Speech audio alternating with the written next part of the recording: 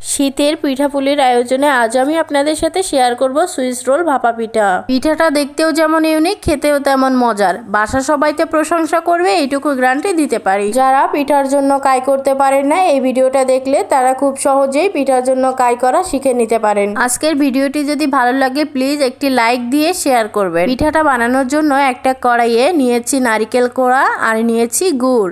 আপনারা চাইলে চিনি দিয়েও বানাতে পারেন, তবে গুড় দিয়ে বানালে পিঠার কালারটা অনেক সুন্দর হয় আর খেতেও অনেক মজা লাগে।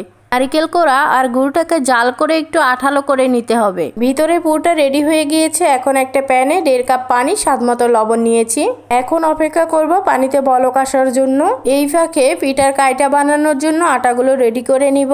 একটা বাটিতে 1.5 কাপের মতো নিয়েছি চালের গুঁড়ি আর 1 কাপ নিয়েছি ময়দা। অবশ্যই চেষ্টা করবেন এখানে ময়দাটা অ্যাড করার জন্য। ময়দা অ্যাড করলে পিঠাটা অনেক সফট হয়। পানিতে বলক চলে এসেছে, এখন একটু চেক করে দেখব পানিতে চালের গুঁড়োগুলো দেওয়া যাবে কিনা। তার জন্য একটা লাকড়িতে চালের গুঁড়ি নিয়ে বলকোটা পানিতে লাকড়িটাকে ডুবিয়ে আবার চালের গুঁড়িতে দিয়ে আবার বলকোটা পানিতে ডোবাতে হবে। এভাবে 2 থেকে 3 বার করে হাতের মধ্যে নিয়ে, যদি আঠালো আঠালো মনে হয় তাহলে বুঝতে হবে পানিতে পারফেক্ট ভাবে বলক উঠেছে কাই করার জন্য। এভাবে খুব সহজেই পিঠার জন্য কাই করা যায়। কাইটা সফট এবং পারফেক্ট হয়। আগে থেকে যে চালের গুঁড়ি ময়দাগুলো মেপে রেখেছিলাম সেগুলো দিয়ে খুব সুন্দর করে সফট একটা কাই করে নিব।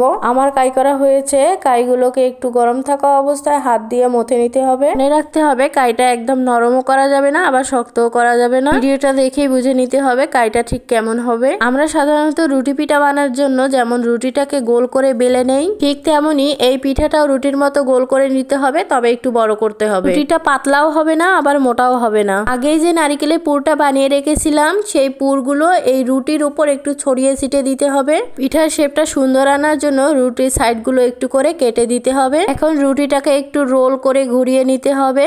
এই কাজটা একটু সাবধানে করতে হবে। যদি তাড়াহুড়া করে করতে যাই তাহলে রুটিটার মাঝখান দিয়ে ফেটে যাবে। পিঠাটাকে রোল করে নেওয়া হলে হাত দিয়ে চেপে চেপে এটাকে লক করে দিতে হবে, যাতে স্টিম করতে গিয়ে খুলে না যায়। হাতের মধ্যে পানি নিয়ে একটু করে চেপে দিলেই লক হয়ে যাবে। পিঠাটাকে লক করা হয়েছে। এখন পিঠাটাকে স্টিম করে নিব। রাইস কুকারে পানি দিয়ে স্টিমারের উপর পিঠাটাকে রেখে 10 মিনিটের মতো স্টিম করে নেব। 10 মিনিট স্টিম করে নিয়ে পিঠাটাকে একটু ঠান্ডা করে একটা নাইফের সাহায্যে নিজের মন মতো শেপে কেটে নেব। তো এখন রেডি হয়েছে আমার হাতে বানানো সুইস রোল ভাপা পিঠা। আর দেরি করবেন না, এভাবে করে আপনিও আপনার প্রিয়জনকে বানিয়ে দিন সুইস রোল ভাপা পিঠা। আমার ভিডিওটা কে কোথা থেকে দেখতেছেন অবশ্যই কমেন্ট করে জানাবেন, যাতে আমি পরবর্তীতে আপনাদেরকে ধন্যবাদ জানাতে পারি। আমার ভিডিওটা যদি আপনার কাছে ভালো লাগে তাহলে প্লিজ একটা শেয়ার করে অন্যদের দেখার সুযোগ করে দিবেন। যারা সম্পূর্ণ ভিডিওটার সঙ্গেই ছিলেন তাদেরকে অসংখ্য ধন্যবাদ। আজকের জন্য আমি রায়হানা বিদায় নিতেছি। দেখা হবে নেক্সট কোনো ভিডিওতে।